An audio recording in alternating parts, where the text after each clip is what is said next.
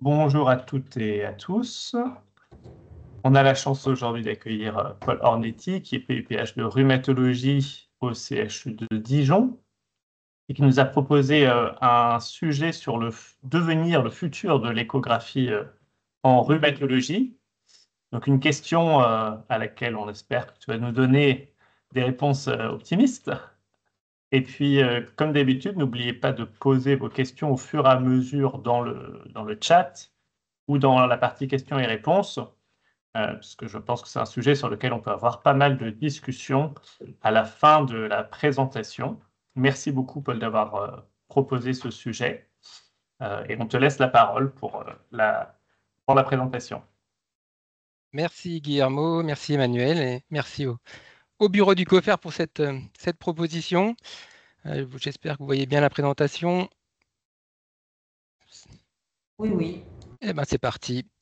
Donc, un point d'étape, on va dire, sur l'échographie en rhumatologie, qui reprend un peu d'où on vient et puis surtout où on va aller avec cette imagerie ultrasonore qui a beaucoup modifié nos pratiques, nous a fait progresser, mais dont il faut aussi savoir les limites au quotidien. Donc, je commencerai déjà pour les plus jeunes qui sont là par rappeler qu'avant les années 2000, c'était impossible d'envisager ce compagnonnage échographique puisqu'on n'avait ni accès aux formations, ni la volonté d'utiliser cet appareil au quotidien. Et donc, il y a eu un clair changement de paradigme autour des années 2000 qui se traduit par une explosion des publications, hein. Vous voyez ici, il y avait 5 publications par an globalement avant les années 2000. Et puis progressivement, dans le domaine de la rhumatologie ultrasonore, beaucoup de papiers, jusqu'à actuellement un plateau autour de 250 publications par an dans des domaines très variés. Pourquoi ça a changé? Parce qu'il y a eu une vraie volonté commune de travailler ensemble avec des experts qui ont permis la mise en place de formations diplômantes, hein, les DU que vous connaissez, Écrin avec l'équipe de la Salpêtrière, Regarde avec l'équipe de Grenoble, et puis d'autres qui ont suivi derrière pour proposer des formations, des recommandations, des groupes d'expertise, tout ça coordonné par la Société française de rhumatologie et avec un soutien aussi fort du COFER, comme on le reverra tout à l'heure par la suite. Est-ce que ça nous impacte au niveau de notre relation avec les radiologues? Au départ, ça a été probablement un petit peu tendu dans chaque centre de nous imposer avec nos échographies, mais désormais, il n'y a plus du tout ce type de rivalité et au contraire, on collabore très bien avec eux, on parle le même langage ultrasonore et puis on n'a pas non plus les mêmes perspectives en termes de suivi. Donc il y a de la place pour tout le monde en échographie musculo-squelettique et tant mieux. Le périmètre s'est largement étendu avec le temps, hein. Au départ, on avait ciblé les rhumatismes inflammatoires essentiellement, spondylarthrite, polyarthrite entre autres, et puis les pathologies microcristallines sont arrivées avec la découverte du signe du double contour. Et on voit avec le temps que le périmètre s'étend, qu'on essaye d'explorer d'autres régions, y compris rachidiennes, avec tous les travaux et l'impact au niveau des gestes éco-guidés avec l'équipe de Nantes, par exemple. Et puis le dernier point, je pense que c'est un focus pour le futur, c'est que l'échographiste en rhumato doit être capable aussi d'aller rechercher des pathologies associées, des pathologies de mauvais pronostics associées. Et donc, on a de plus en plus de publications dans ce domaine-là. Donc, je vous conseille cet excellent article qui vient de sortir en 2025 qui reprend vraiment les points d'actualité dans le domaine extra-articulaire. Donc, vous voyez la liste, hein, le poumon, les vaisseaux, bien évidemment, avec toute la pathologie autour des vascularites et de la CG, les glandes salivaires, hein, avec vraiment des centres d'expertise importants en France comme à Brest, et puis d'autres choses. Donc il faut aussi que le rhumatologue sorte de son domaine d'expertise articulaire pour aller chercher ces complications, et on est tout à fait apte à pouvoir se former. Donc je vous propose en termes de plan de déjà voir les progrès, le futur dans le domaine du diagnostic et du repérage. Et puis on ira sur un deuxième plan qui est certainement le plus ambitieux, mais le plus compliqué, c'est-à-dire la capacité à quantifier en échographie une évolution d'une maladie quelle qu'elle soit, inflammatoire ou mécanique. Donc c'est un domaine où il y a encore beaucoup de choses à faire, mais aussi beaucoup de limites. Et puis je terminerai sur la nécessité cruciale de continuer à se former, quel que soit le mode d'apprentissage. Pour se repérer, quelles sont les nouveautés et les actualités? Il faut s'intéresser au domaine technologique, donc il faut savoir discuter avec les constructeurs. Maintenant, il y a beaucoup de constructeurs qui ont investi l'imagerie échographique en rhumatologie et ils vous proposent vraiment des mises à jour, des mises au point avec des sondes de très très haute qualité, de très très haute fréquence, une résolution d'image qui ne cesse de s'améliorer, hein. Quand on regarde nos échographies d'il y a 20 ans, là, quand on passait les DU, on a presque honte de ce qu'on diffusait à nos maîtres échographistes. Et la dernière grande nouveauté, c'est quand même la maniabilité avec des sondes de plus en plus fines et surtout maintenant avec une connectique qui peut se faire sans fil et qui donc permet une miniaturisation très intéressante pour la pratique et pour répéter les gestes de manière mobile, puisqu'on peut être amené à donner des avis, par exemple, dans les services avec ce type d'appareil ou à d'autres utilisations en termes de gestes éco-guidés. Donc cette miniaturisation, elle a pris sa place clairement en rhumato. Alors elle n'a pas commencé par la rhumato, hein, c'est d'autres spécialités qui ont été les leaders, particulièrement l'échographie dans le domaine de l'urgence, hein, sur des détections de saignement, par exemple, entre autres. Elle a un nom, donc en anglais c'est POCUS, et de plus en plus dans le domaine de la rhumatologie, on parle d'échoscopie, hein, donc cette capacité à avoir la sonde d'écho dans la poche pour compléter, améliorer, upgrader un examen clinique. Donc l'idée d'avoir comme un stéthoscope, un échographe dans la poche avec des sociétés qui se sont montées, hein. Il y a même des startups qui ont un fort développement. Avec, par exemple, à la PHP, il y a eu vraiment des développements très intéressants d'échographes sans fil. Quelle place ça va prendre dans l'avenir? C'est difficile pour l'instant d'y répondre parce on manque de données scientifiques pour déterminer si ça améliore notre prise en charge du patient de façon globale, parce qu'il ne faut pas non plus que ça devienne l'outil qu'on sort avant d'aller examiner le patient, surtout pas.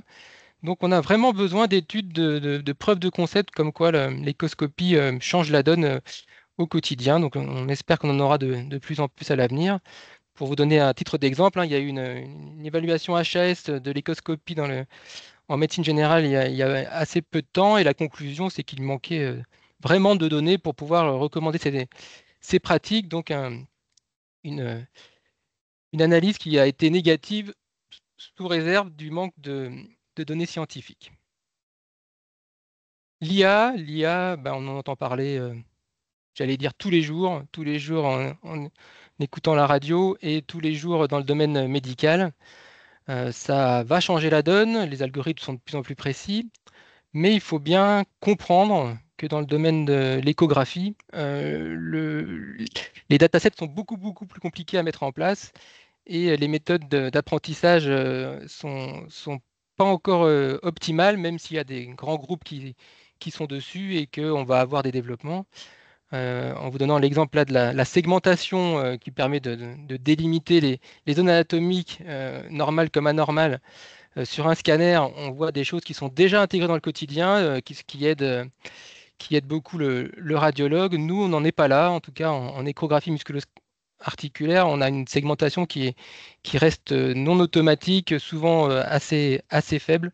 Donc on espère qu'il y aura des développements, mais pour l'instant, il n'y a pas on n'a pas renversé la table avec l'IA en échographie articulaire, mais ça ne va que progresser. Et quand on voit les développements qu'il y a déjà eu en exploration ultrasonore pour les cardiologues, en oncologie ou en gynécologie, on sait qu'on aura des applications utiles, intégrées et surtout non visibles, hein, parce que l'intelligence artificielle, on ne la voit pas, mais on peut en bénéficier. Donc à suivre, mais pour l'instant, il manque encore des champs. Donc je vous ai proposé, pour ceux que ça intéresse, une review récente de l'an dernier qui retrace bien le potentiel et les limites. Je pense que pour l'instant, les algorithmes les plus puissants, c'est pour déterminer la capacité discriminante entre un ten- tendon pathologique et un tendon normal, ou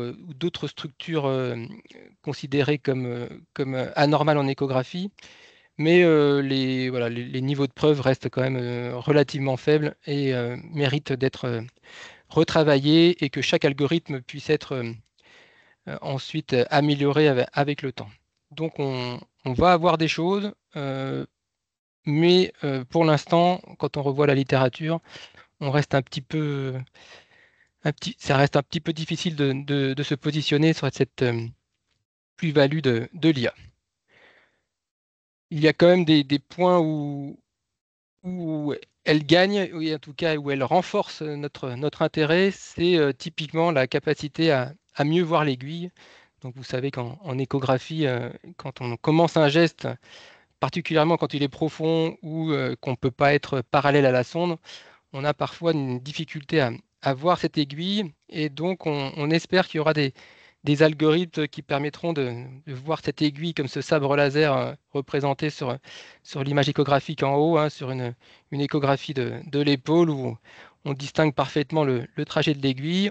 On n'en est pas encore là, mais je trouve vraiment que les dernières options de visualisation avancée s'améliorent. J'en ai pu en tester quelques-unes sur différents constructeurs, et on va certainement avec le temps encore s'améliorer. Donc un guidage optimisé grâce au progrès technologique.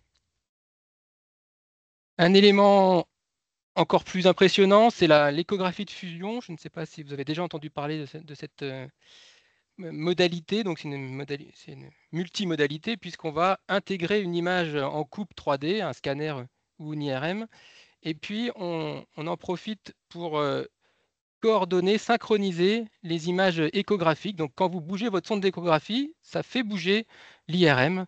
Donc nous, on s'y est intéressé à Dijon depuis 7 à 8 ans, avec une modalité qui est longue à mettre en place, hein. C'est compliqué de synchroniser, donc on passe plus de temps à synchroniser l'image qu'à faire le geste.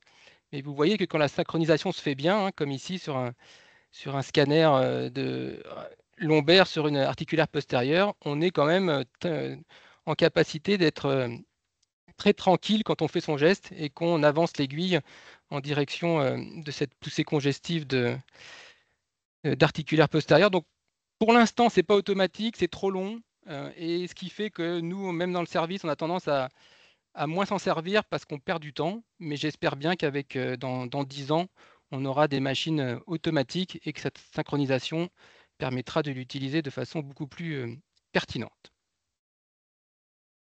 Voilà pour le chapitre repérage, donc diagnostic et traitement. On va partir sur la quantification.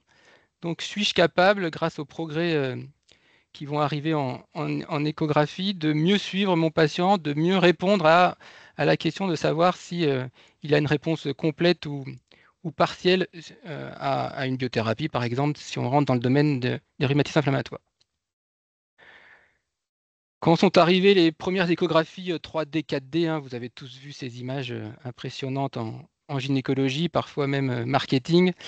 On s'est dit qu'on aurait probablement une place pour nos problèmes d'évolution structurale, puisque la radiographie a souvent du retard pour voir les petites érosions ou les petits pincements. Force est de constater que ça n'a pas pris, malgré des sondes matricielles 3D qui permettent des reconstructions. On n'a pas un niveau suffisant et rapide pour voir l'évolution en 3D, avec des limites aussi techniques pour passer tout autour d'une petite articulation. Donc ça n'a pas pris, et il n'y a plus du tout de publications récentes autour de cette quantification morphologique. Donc on a l'impression que on a atteint nos limites à ce niveau-là. Il y a peut-être un avenir pour le côté vasculaire, donc à nouveau en partant sur les artérites, il y a plus d'évolution sur l'échographie 3D des vaisseaux. Donc on pourrait imaginer une cartographie, pour faire plaisir à Guillermo, sur les vascularites des petits vaisseaux, mais on en est encore très loin. Donc pour l'instant, pas de grandes données morphologiques. Tissulaire. Alors tissulaire, qu'est-ce qu'on entend par l'échographie tissulaire? Eh ben, c'est la capacité de se déformer et de répondre à une pression ou à une contrainte. Donc ça, vous connaissez tous dans d'autres domaines, hein, ça s'appelle l'élastographie. Il y a différentes techniques que je ne développerai pas. Mais l'idée, c'est de voir la qualité de biomécanique du tissu, hein, sa capacité à s'étendre ou à risquer de se fissurer. Donc on avait vraiment beaucoup d'espoir pour le côté euh, tendons, capsules, ligaments, hein, pour voir le vieillissement. Et puis, avec l'arrivée des thérapies régénératives type PRP et autres, est-ce que ces traitements-là seraient capables de modifier la qualité viscoélastique du tissu? Pour l'instant, on est un peu déçu. Les études sont très difficiles à mener. La reproductibilité est compliquée entre les machines et entre les opérateurs. Et on ne voit pas apparaître, en tout cas de façon évidente, on va dire un fibroscan rhumatologique comme l'ont les gastro-entérologues pour la fibrose hépatique. Donc, il y a encore des choses à faire, à suivre, mais pour l'instant, on n'a pas de, de confirmation scientifique. L'inflammation, ça c'est le domaine clé du rhumatologue, surtout dans le domaine des RIC. Au tout début, on avait pensé, comme pour les IRM ou les scanners, on rajoute du gadolinium pour prouver les zones inflammatoires, séparer synovite d'épanchement. On avait testé des dispositifs médicaux avec des microbules. Finalement, c'est beaucoup trop lourd, c'est beaucoup trop long, c'est beaucoup trop coûteux. Et le progrès de l'imagerie Doppler a complètement changé le paradigme. Donc, on n'aura pas besoin d'utiliser des microbules et tant mieux. Tant mieux parce que les progrès dans le domaine du Doppler sont incroyables. C'est vraiment une très très nette évolution pour, actuellement et encore plus pour le futur. On a ces nouvelles technologies Doppler, donc on parlera bientôt plus de Doppler puissance. Vous savez, ce Doppler qu'on utilise tous pour voir si, pour grader nos synovites ou nos ténosynovites 1, 2, 3. Ben maintenant, on a voilà, des Doppler, en particulier SMI, superbes comme son nom le dit, qui permet vraiment une microvascularisation beaucoup plus précise, beaucoup plus sensible et qui a une sensibilité au changement qui est très intéressante. Donc, vous aurez dans vos nouveaux échographes ces options qui vont arriver et qui ont démontré leur pertinence et leur validité, hein. Je vous ai mis cet article de 2025 tout récent sur le suivi des rémissions échographiques avec échographie et avec un effet, une plus-value plus importante pour ces nouveaux Doppler SMI par rapport au Doppler puissance. Donc une vraie nouveauté, un vrai bénéfice. Et puis on aura cette capacité non pas d'avoir une reconnaissance visuelle de l'inflammation, mais d'avoir une quantification. Donc ça permet, avec des algorithmes d'IA derrière, de vous caractériser la synovite entre 0 et 100, par exemple, hein, en disant, ben voilà, aujourd'hui, votre Doppler, il est à 60, 60 sur 100, je vous revois, on a introduit tel ou tel traitement de fond, et on suit le patient, et on a derrière l'évolution en termes objectifs, quantitatifs, avec un Doppler qui a baissé jusqu'à en dessous de 10. Donc vraiment une franche évolution. Les fournisseurs d'écho ont tout à fait compris que c'était pertinent pour nous, et ils l'utilisent comme critère marketing, hein. Donc vraiment cette capacité de déterminer la réponse au traitement avec une quantification précise, vous l'aurez aussi comme un argument de vente. Donc, il faut la connaître, il faut la tester et il faudra l'utiliser puisque ça va nous aider au quotidien. On termine par la formation. On est avec le COFER et on sait l'implication de tout le groupe du COFER pour mieux former les nouvelles générations de rhumatologues. C'est encore plus le cas probablement dans le domaine de l'imagerie et de l'échographie où on peut avoir une très bonne formation initiale et puis avec le temps perdre en qualité. Donc il faut absolument insister sur ça. On n'arrête jamais de se former en rhumato et en imagerie ultrasonore ou autre. Donc soyez curieux, soyez des apprenants toute votre vie et vous ne serez que des meilleurs rhumatologues.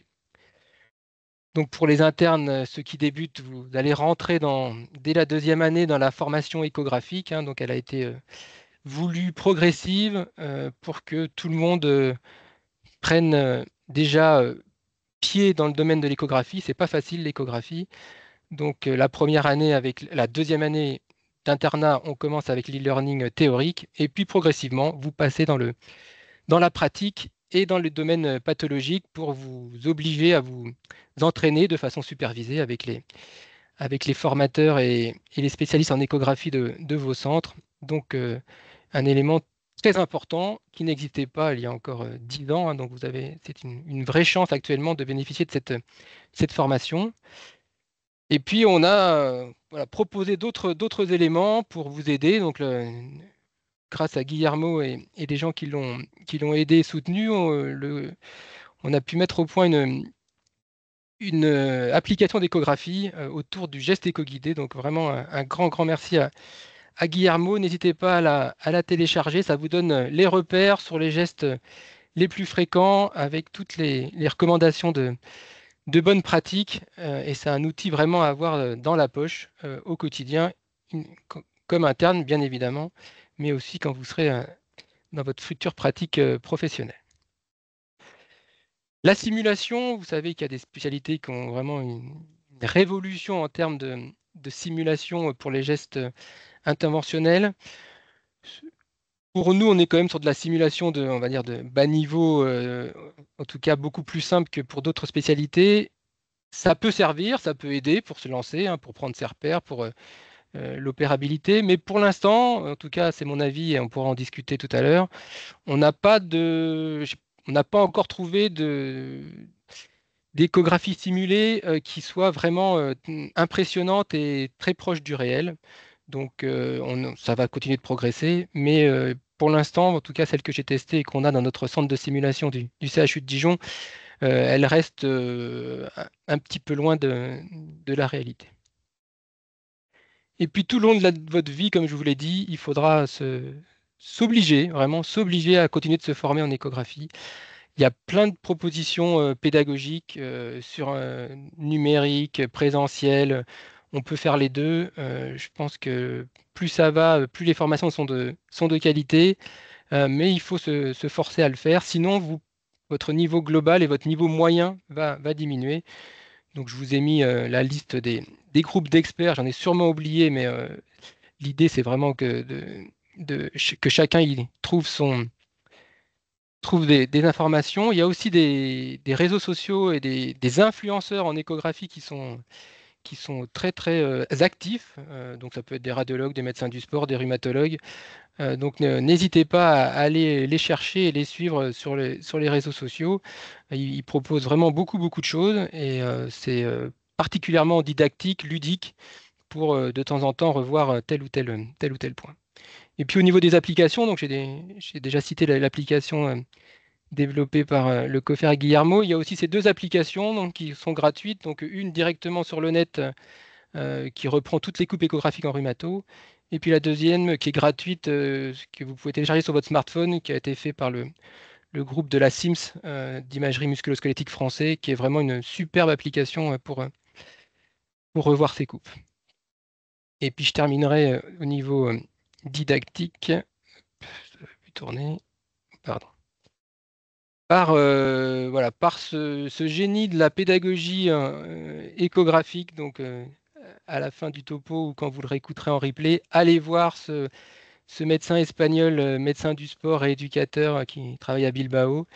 Il fait vraiment de l'apprentissage échographique de qualité incroyable avec des schémas anatomiques, de l'échodynamique, tout y est. Bon, maintenant, il a développé toute une partie qui est payante, donc on ne peut pas accéder à tout, mais c'est vraiment absolument génial comme niveau de formation. Je termine avec les perspectives.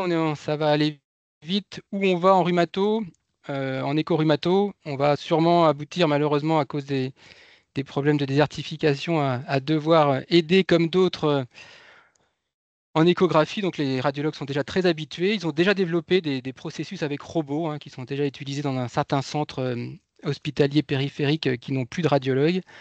Donc on peut imaginer un développement de télééchographie rhumatologique. Pour l'instant, il n'y a pas d'expérience, je crois, en France, mais ça risque d'arriver.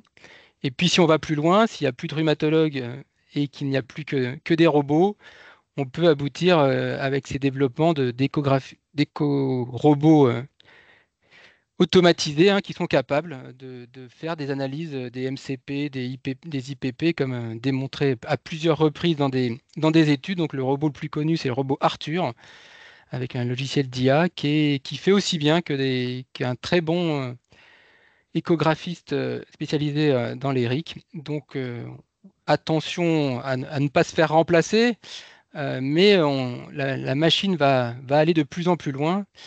Et j'aimerais pas que dans 10 ans, si on me demande de refaire ce topo, on aboutisse à cette dystopie très inquiétante où l'échographiste est remplacé par ce robot, un patient stressé visiblement par ces conditions un peu inhumaines d'examen.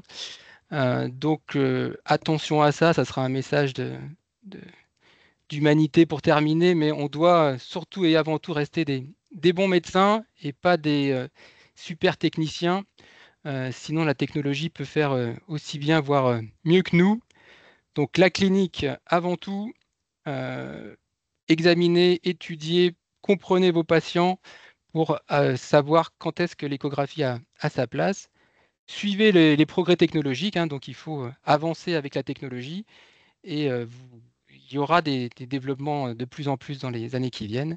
Et puis continuez à vous former au quotidien, continuez à essayer de vous tenir informé, aller à des congrès, des séminaires et puis lisez des publications quand elles vous semblent pertinentes.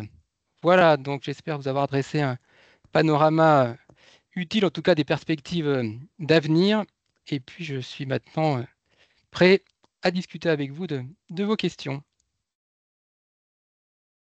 Merci beaucoup, Paul, pour ce panorama. N'hésitez pas à poser vos questions, soit dans la conversation, soit dans le question-réponse. Merci d'avoir parlé de l'application qu'on a faite tous ensemble. Ça me rappelle qu'il faut que on se motive pour faire une mise à jour, pour continuer de la faire vivre et puis d'ajouter des nouvelles informations dedans. Il y a effectivement beaucoup de ressources en ligne qui sont maintenant disponibles. Le tout, c'est que c'est parfois difficile même d'y avoir accès. Mais je vois que Margot est connectée comme souvent. Et donc peut-être qu'avec la REF, on pourrait aussi travailler à avoir une sorte à partir du panorama que tu as fait, de banque de ressources Oui, qui pourrait être accessible à tout le monde pour qu'ils puissent pour pouvoir facilement aller se chercher retrouver. les informations utiles. Mm. Merci beaucoup, Margot. On en reparle très vite.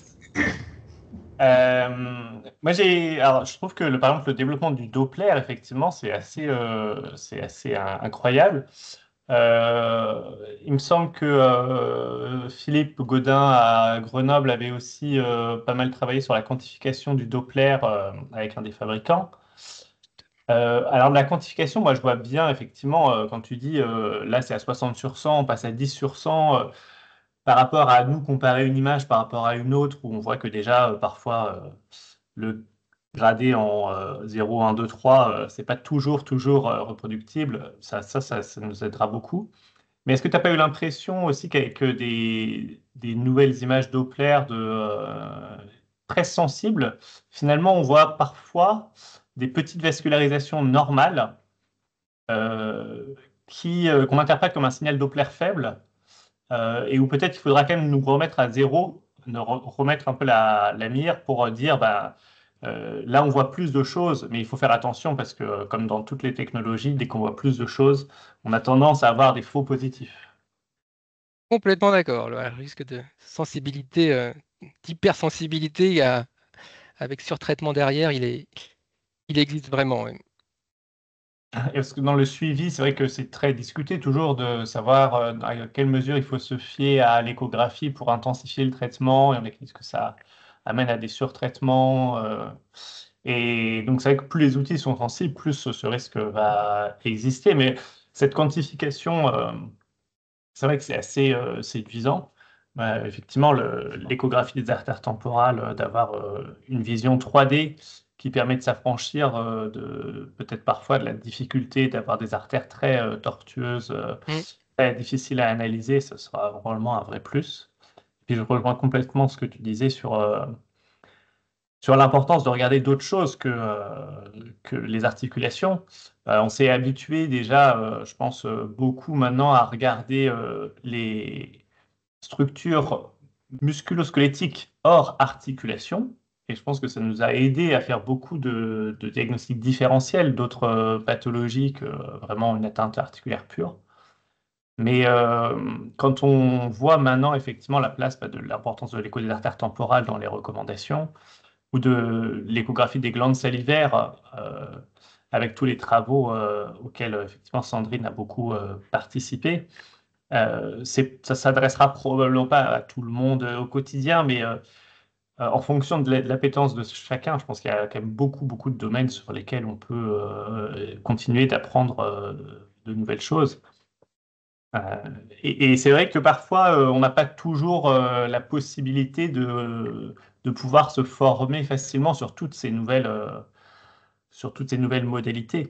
Et, euh, et peut-être qu'on pourra rediscuter avec le COFER aussi de proposer plutôt de la formation continue sur ces thématiques-là en proposant sur le même format que ce qui a été fait pour la formation initiale. Tout à fait, oui. Emmanuel, j'ai vu que tu étais encore là, si jamais tu Bah oui, je as devais partir en un consultation. commentaire. Ouais, bah oui, mais Ça va être en retard.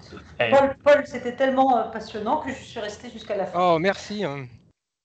Donc merci, oui, je pense que c'est Paul, tu as très bien insisté sur le fait que la formation continue et on perd en expertise à ne pas faire. Et ça, c'est une vraie question que, alors là, on est avec les jeunes collègues internes, mais c'est une vraie question dans le futur quand on a quitté le CHU ou qu'on ne l'a pas quitté, peu importe comment on se forme. Et merci de ce panel de toutes les formations en ligne disponibles. C'est vrai que tu as raison, Guillermo, il faut qu'on essaye de diffuser ces informations le plus possible auprès des jeunes collègues. Donc merci à nouveau, et donc cette fois-ci, je pars vraiment en consultation. Bonne consultation. Bonne consultation. Il y a peut-être un dernier point où je rejoins aussi complètement ce que tu disais, c'est sur l'échographie automatisée. Je pense que voilà, la présentation de Arthur et Diana là, à la CR, ça a vraiment marqué les gens qui étaient dans la salle. Euh, Entre autres avec cette capacité de vraiment placer parfaitement la sonde grâce à l'intelligence artificielle, d'avoir des images de grande qualité. Tout ça sans que le patient place uniquement sa main et puis personne ne déplace la sonde d'échographie.